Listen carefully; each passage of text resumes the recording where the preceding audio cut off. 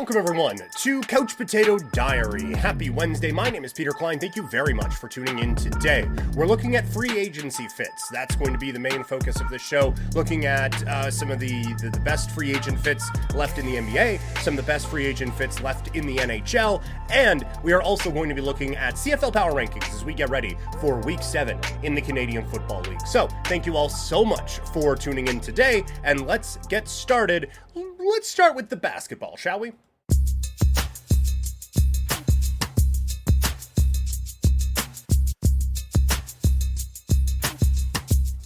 All right, so NBA free agency is absolutely winding down, but I thought there's still some decent free agents out there, and there are still some rather extreme needs for teams across the league, so I thought this was a good chance to kind of take a look at what might be a need or two for some of these teams along the way. And so admittedly, I prepped this earlier in the week, and then one of the names came off the board. So we'll talk about that one first. Gary Trent Jr., he goes to the Milwaukee Bucks. I like this move. I think Milwaukee needs a little bit of scoring help beyond Dame, Middleton, and Giannis. This is absolutely a player who's going to be coming off of the bench for them, but it is a good spark plug off of their bench. I thought that it was always a bit of a force having him be a starter on the Toronto Raptors, but as a scoring presence coming off of the bench for this Bucks team, I think that is absolutely someone who can help you go out there and win some of the non-Giannis, Dame, or Middleton minutes, or can be a pretty good complementary piece if it's Giannis and bench, or even Dame plus bench, right? So I think that he is someone who kind of fits in really well there. I initially had him going to the Lakers. They are a team that I do think needs some extra scoring, and I think they are a club that could have benefited from that depth scoring that Gary Trent Jr. can provide. So that's the first one, and that one kind of goes out of the way. Gordon Hayward is my next one, and I have him being a great fit for the Orlando Magic. I still think there is something there in terms of a bit of a scoring touch for Hayward, and Orlando needs a lot of help in that area. He absolutely wouldn't be a starter, but again, as someone who can help their bench unit, good ball mover, still has a pretty good shot. Defensively, I don't think he is what he was, but this is a very, very good defensive unit out in Orlando. And so I think Gordon Hayward is someone who can fit in with what Orlando is trying to do and maybe add a bit more of a scoring touch so that it doesn't completely bog down in some of the minutes for Orlando's offense. I have JaVale McGee with the New York Knicks. I don't know how Tibbs and JaVale McGee would mesh. There might be some oil and water there, but the Knickerbockers desperately need another big, I think, given Mitchell Robinson's injury history and the fact that, like, you look at what you're going to have to compete against in the Eastern Conference with a Joel Embiid, and with Kristaps Porzingis, Al Horford, and all those guys out with the Boston Celtics. I think that is a position that, for a number of different reasons, the Knicks still need a little bit of depth. And McGee is someone who can still come in, protect the rim a little bit.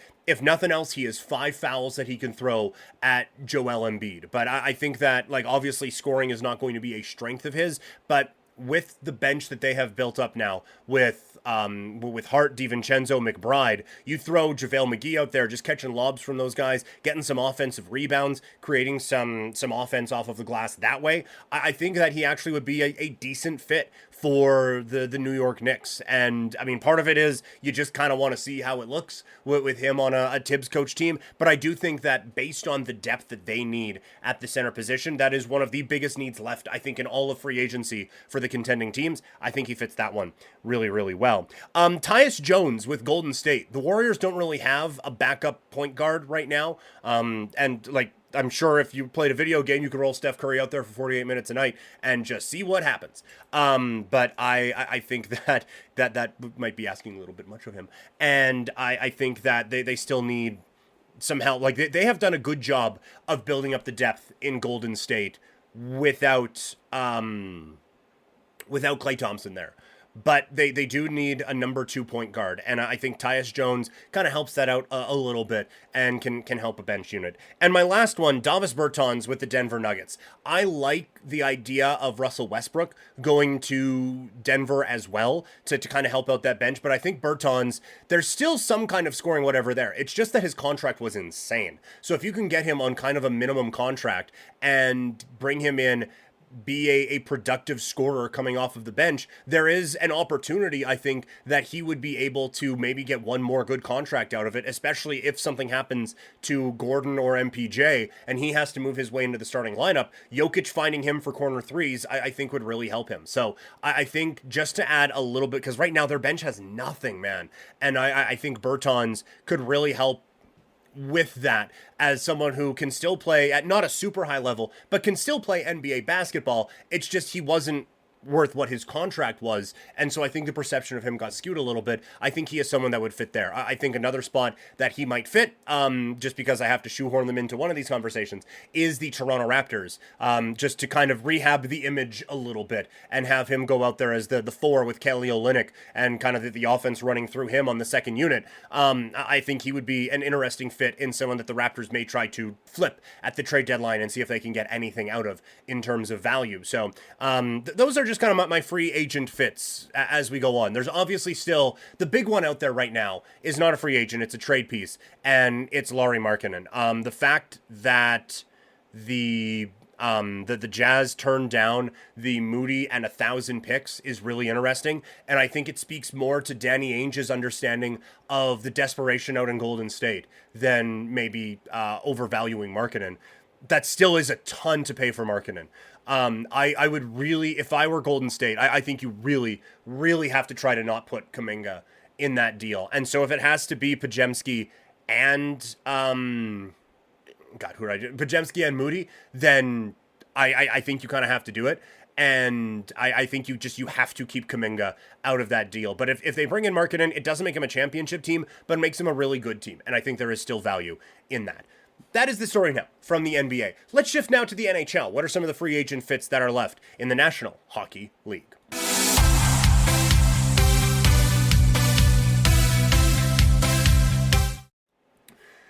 NHL Free Agency started with a flourish and has now come down to a grinding halt, but that doesn't mean there aren't some good players still out there. So today we're looking at 5 of the best free agency fits in the National Hockey League. We will start with Daniel Sprong, and I think he is a tremendous fit for the Vegas Golden Knights. The Knights lost a lot of heart and soul when they lost Marchessault and they lost Chandler Stevenson. They also lost a lot of scoring depth, and we saw in the Stanley Cup playoffs how important depth is and depth scoring can be. Daniel Sprong can be that guy. He is a dude that the analytics love, and he is someone that can go out and put up some numbers in kind of a middle six role. And so I don't think he will be that expensive at this point in free agency. Yes, Vegas is up against the cap in perpetuity, it seems, but this is, I think, a situation that mixes really well, and I think one that should be very interesting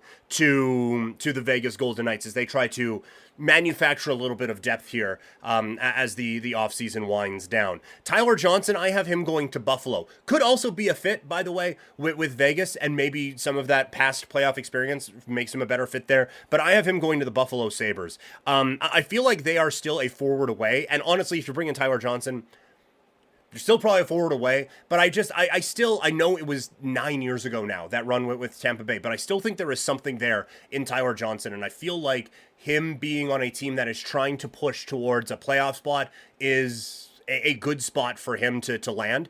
And I think if you're Buffalo, if this year doesn't go the way that you want it to, again, that is maybe a valuable piece that you can move as some center depth at the trade deadline. So either it works out and he helps your center depth and you can finally make that push into the postseason, that long-awaited push into the postseason. I think that if it doesn't work out, you can still flip it for a third and try to continue on that way. Kalen Addison, I have him going to the Pittsburgh Penguins. The Penguins have 2 defensemen in Letang and Carlson who could get banged up at any moment. Now, every team has 6 defensemen that could get banged up at any moment. It's the National Hockey League. But I do think that adding a little bit of defensive depth may help. Addison is still a young piece, and so it's not just like an all-in thing. It actually gives them maybe something down the road. I'm not saying you lock him in at 8 years at $2 million or anything silly like that, but I think with Addison, you feel comfortable with him being someone who is kind of behind Letang and Carlson, but can contribute, and at his age, that you might be able to uncover maybe a diamond in the rough or something along those lines. So I think Addison is an intriguing piece here for the Pittsburgh Penguins as free agency kind of continues on. Alex Nylander is the next one, and I have him going to the LA Kings.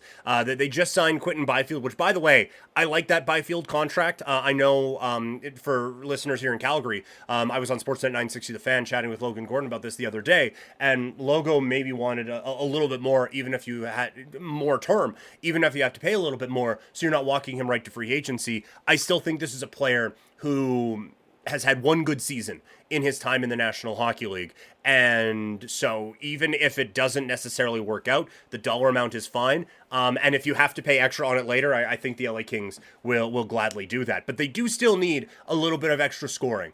And maybe even a lot extra scoring, quite frankly, in a very competitive Pacific Division. And I think Nylander can help with that. I still think there is a good player there in Alex Nylander. I just think he has wound up in bad situation after bad situation. And maybe the Kings, from an offensive standpoint, are another bad situation, but I think we can get him there, and getting a little bit more offense out of an Alex Nylander, and maybe getting a little bit more out of the overall roster with the LA Kings. And the last one is a sentimental one.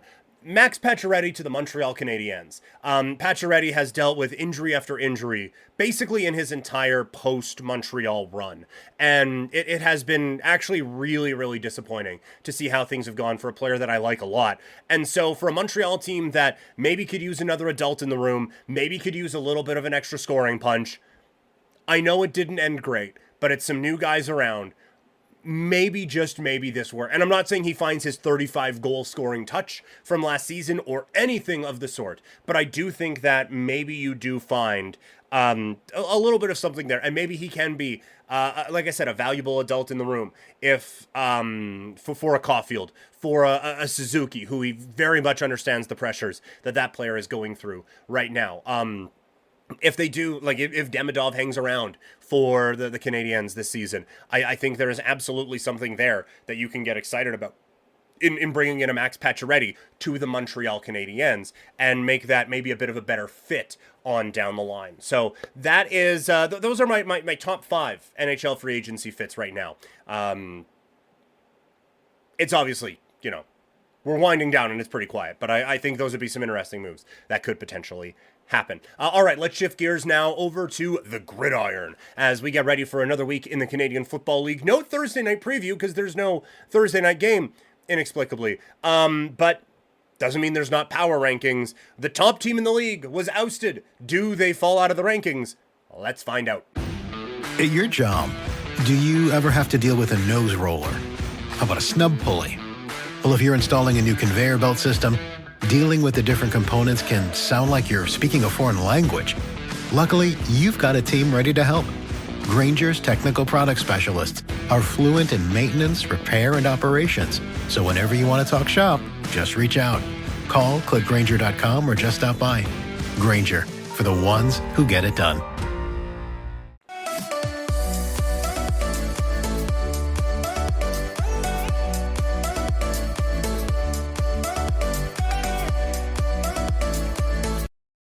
All right, it is time for the CFL Power Rankings for heading into week number 7. Coming in at number 9, I have the Hamilton Tiger Cats. It has been an abysmal start to the season for the Tiger Cats. Bo Levi Mitchell has actually kind of found the fountain of youth. And I do think that this is a player that you can get like maybe a little bit excited about from a Hamilton standpoint and just kind of hope like, okay, here we go. But on the other end, you have had what I would consider to be absolutely best case scenario from Bo Levi Mitchell so far. And it has led you to exactly 0 wins. And that is, I think, pretty troubling from a Hamilton standpoint. So Tim White needs to be better. The defense needs to be significantly better. And they have a difficult matchup here against the Toronto Argonauts. I am very interested to see, because Hamilton has a bit of talent that could be interesting around the league. Whether it is Bo Levi Mitchell in a trade for a team that needs a quarterback to make a push, or whether it is a Barlow on the defensive side who look real good. You see the Lucha mask down there, look real good out in Saskatchewan with Corey Mace. So there's some interest there if the wheels continue to fall off in Hamilton. At number 8, it is the Edmonton Elks, who also have had an abysmal start to the season, and that one cost their coach their job. Chris Jones is out. Jarius Jackson is in on an interim basis. G. Roy Simon is in as the general manager. This is an interesting team going forward for sure, because they've actually played pretty well, but it has been mistake after mistake after mistake late in these games that has ended up costing this team. And I do think that Jarius Jackson coming in and maybe again being an adult in the room perhaps helps this thing out a little bit. So I don't think Edmonton is as bad as the record would suggest, and so that is why I don't have them as the worst team in the league here.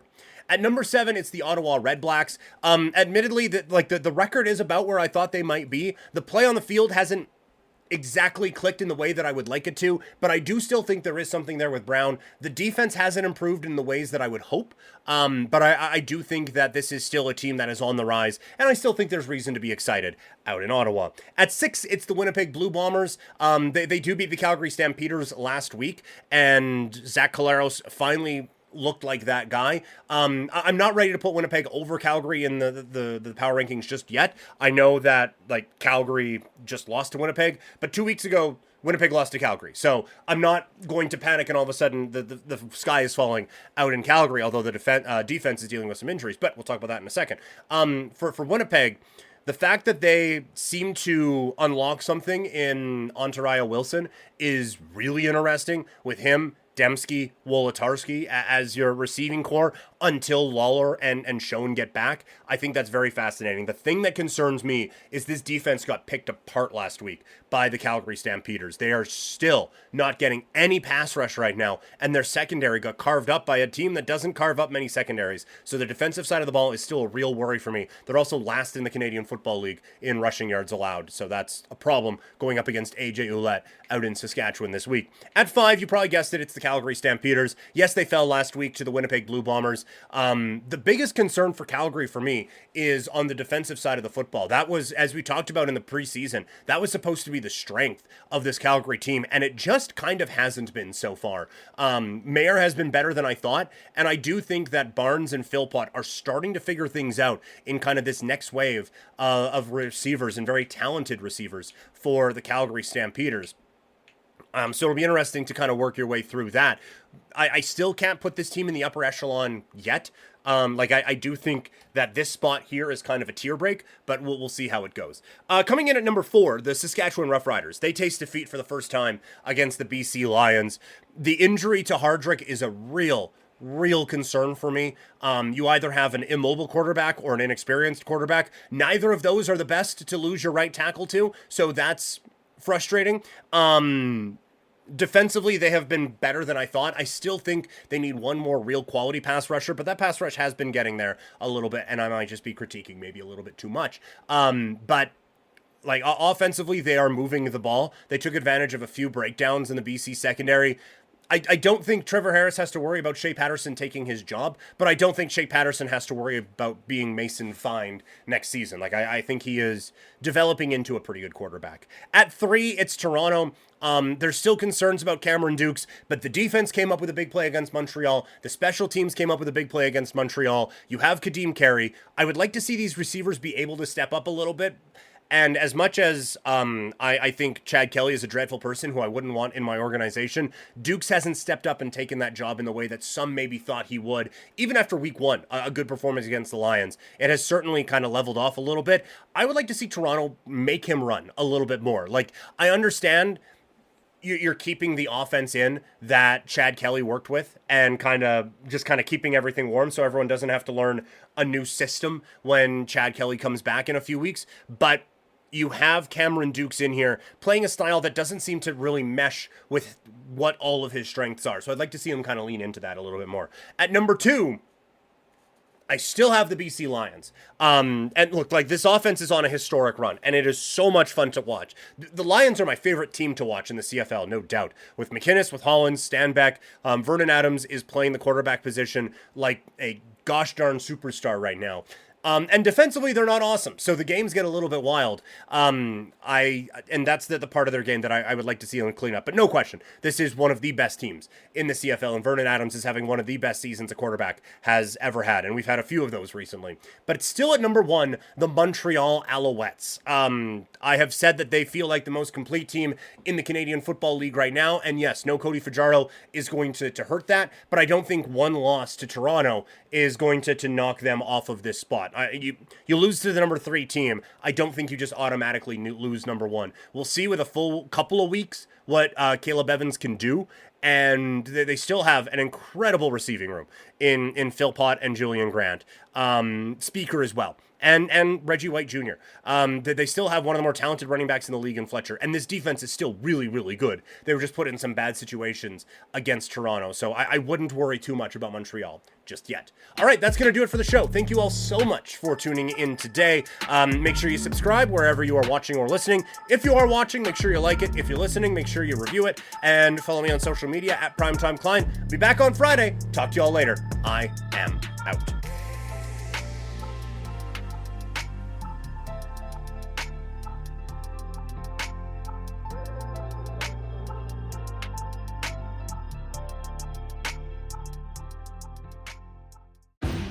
At your job, do you ever have to deal with a nose roller? How about a snub pulley? Well, if you're installing a new conveyor belt system, dealing with the different components can sound like you're speaking a foreign language. Luckily, you've got a team ready to help. Grainger's technical product specialists are fluent in maintenance, repair, and operations. So whenever you want to talk shop, just reach out. Call, click Grainger.com, or just stop by. Grainger, for the ones who get it done.